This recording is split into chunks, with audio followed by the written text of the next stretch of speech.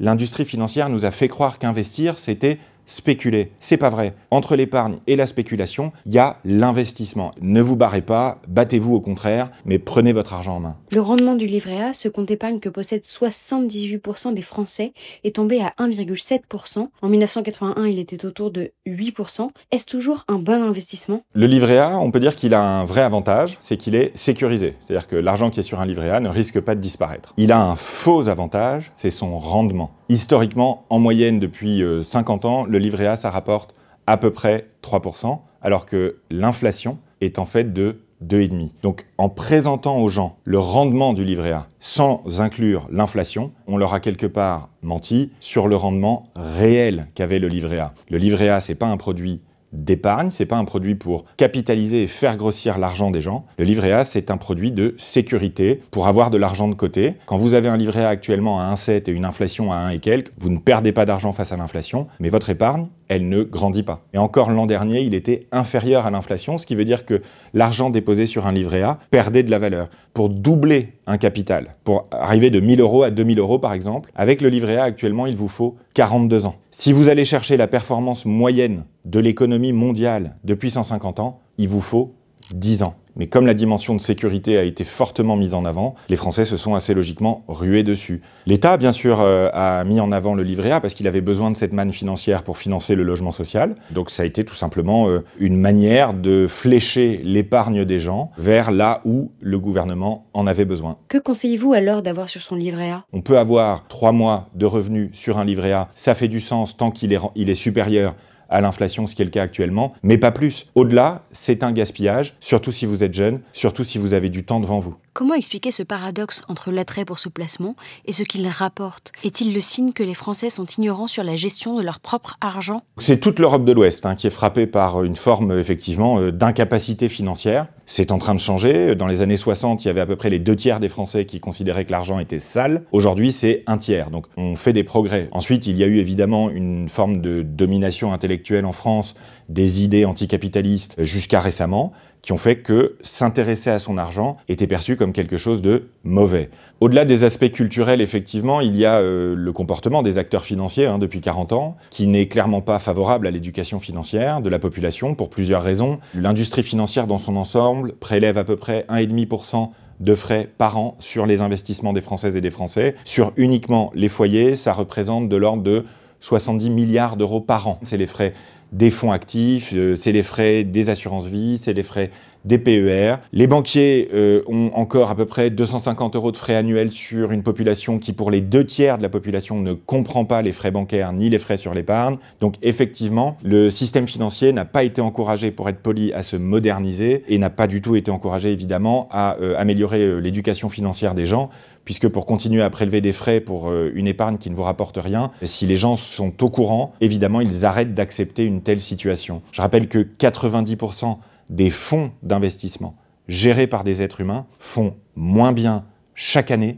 depuis 50 ans, qu'un simple indice boursier comme le CAC 40. Enfin, il y a une réalité, c'est que dans les années, jusqu'aux années 2000, on va dire, la France était un pays qui était franchement prospère, où l'enjeu, c'était de travailler, et si on travaillait et qu'on cotisait, on avait une bonne retraite, on pouvait aider ses enfants, etc. Le monde a changé, les finances de la France, du fait de l'incurie de nos politiques depuis 40 ans, se sont fortement dégradées. La France ne s'est pas adaptée économiquement au nouveau monde pour l'instant, et donc nécessairement le besoin vis-à-vis de l'argent a changé. Aujourd'hui, on peut plus se permettre d'avoir uniquement 15% des Françaises et des Français qui ont une éducation financière qui leur a été transmise par leurs parents. On est forcé aujourd'hui d'apprendre à comprendre et à maîtriser et à optimiser son argent. Cette ignorance financière est-elle une exception française? Aux États-Unis, par exemple, les gens prennent davantage en main leurs investissements. Alors, on compare souvent effectivement la situation française à la situation américaine. Est-ce que la population américaine est plus éduquée financièrement? Indiscutablement. L'immense majorité des particuliers investissent par eux-mêmes pour leur retraite. Ils sont encouragés à le faire parce que quand on a un système de retraite extrêmement faible, peu de protection sociale, pas de livret A et pas de fonds en euros, la nature ayant horreur du vide, les gens s'y sont adaptés et ils ont investi. L'immense majorité des Américains investissent par exemple dans des ETF, ces paniers d'actions automatiques avec très peu de frais dedans, 0,2% en moyenne de frais par an. Donc, est-ce qu'on peut dire que c'est mieux aux États-Unis? Nous, on est des Européens. Moi, je suis favorable à une forme de protection sociale collective. En revanche, est-ce qu'on est les idiots utiles de la mondialisation, où on ne va pas chercher dans l'économie mondiale le rendement qu'on pourrait aller chercher pour l'épargne des gens, pour les retraites des gens en France? Bien sûr.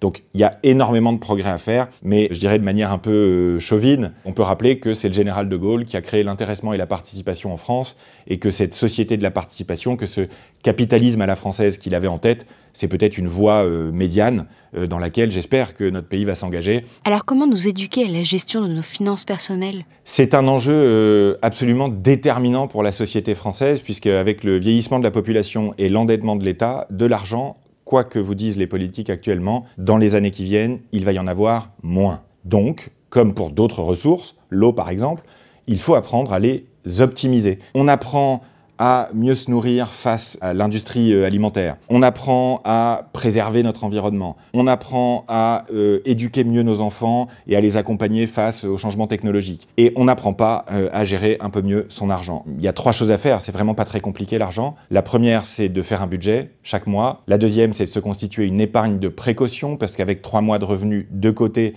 sur un livret A, par exemple, on n'a plus besoin du découvert, qui est une catastrophe, et on n'a plus besoin des crédits à la consommation, qui est encore pire. Et enfin, investir à long terme pour sa retraite. Tout le monde pense que c'est affreusement difficile, parce que l'industrie financière nous a fait croire qu'investir, c'était spéculer. C'est pas vrai. Entre l'épargne et la spéculation, il y a l'investissement. Et l'investissement, vous avez 3 règles à connaître. Ça se fait à long terme, plus de 15 ans. Ça se fait de manière diversifiée, avec si possible des milliers d'actifs. Et ça se fait avec le moins de frais et d'impôts possible. La meilleure enveloppe pour investir à long terme en France à l'heure actuelle, c'est de très loin le PEA. Et on peut d'ailleurs regretter, alors qu'on va créer le Trump Account aux États-Unis et que le chancelier allemand Merz a annoncé investir pour les jeunes Allemands par l'État en bourse gratuitement, on peut regretter qu'il n'y ait pas en France de PEA pour les enfants. Donc l'absence d'éducation financière, c'est pas du tout une fatalité, c'est avant tout difficile de manière émotionnelle, techniquement, en 1 heure d'explication.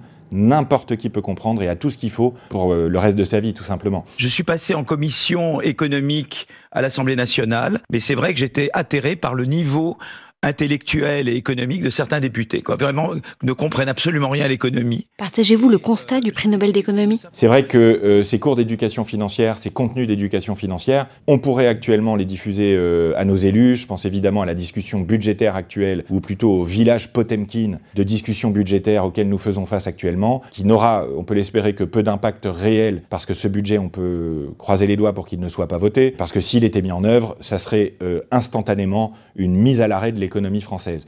À noter quand même que les débats lunaires, très souvent faux, parfois inconstitutionnels, très probablement malhonnêtes intellectuellement, font reculer la confiance en France dans le système économique. Les entreprises sont en train d'arrêter d'investir, les Françaises et les Français sont en train d'arrêter de consommer. Il y a un énorme problème d'éducation financière de nos élus. On en a eu des exemples vraiment proprement délirants ces dernières semaines. Je pense évidemment à la folie de la taxe Zuckman, dont les défenseurs se sont parfois même littéralement ridiculisés sur les plateaux télé du fait qu'ils ne comprennent même pas ce qu'ils voulaient voter. On peut évidemment citer le président de la commission des finances, qui était incapable de faire la différence entre un actif professionnel et un actif patrimonial personnel, qui ne savait pas le fonctionnement d'une stock option. Il y a une méconnaissance très claire à la tête de la commission des finances de l'Assemblée nationale, des mécanismes réels avec lesquels l'innovation et l'entrepreneuriat se font en France. Un autre exemple, évidemment, c'est la volonté de fiscaliser les fonds en euros des contrats d'assurance vie pour les Français, qui a été donc voté par une large majorité de l'Assemblée nationale, alors même que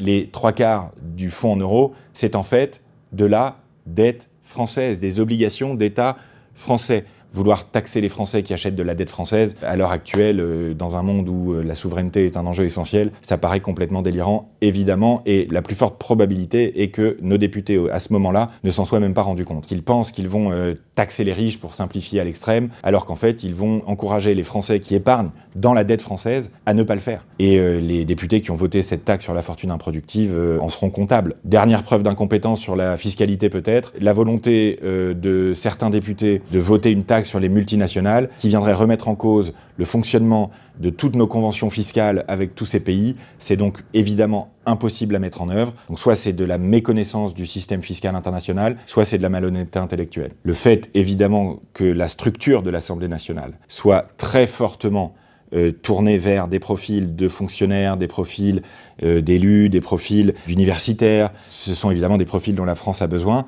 Mais le problème, c'est qu'aujourd'hui, l'Assemblée nationale n'est juste plus représentative de la société française et elle n'est pas du tout représentative non plus de l'économie française. C'est évidemment malheureux. L'immense majorité des gens, je crois, ont arrêté de les écouter et c'est heureux parce que si on les écoutait vraiment attentivement aujourd'hui, celles et ceux qui ont de l'argent s'enfuiraient, celles et ceux qui veulent entreprendre s'enfuiraient et celles et ceux qui veulent un meilleur avenir pour leurs enfants s'enfuiraient, ce qui ferait une majorité de Français ou en tout cas une majorité des Françaises et des Français de la classe moyenne qui font avancer notre pays. J'ai entendu beaucoup de mes amis dire « barrez-vous, je veux m'y opposé, mais alors très clairement. Il n'y a aucune raison de penser que la France est foutue. Ne vous laissez pas avoir par cette espèce de théâtre d'ombre terrifiant actuellement. La France, elle a toutes les forces nécessaires pour être un pays formidable au XXIe siècle. Et c'est d'ailleurs pour ça que malgré l'instabilité politique, malgré l'incurie économique de beaucoup de nos dirigeants, la France reste encore un pays attractif grâce aux Françaises et aux Français. Ne vous barrez pas, battez-vous au contraire. Pour l'instant, il faut tenir bon,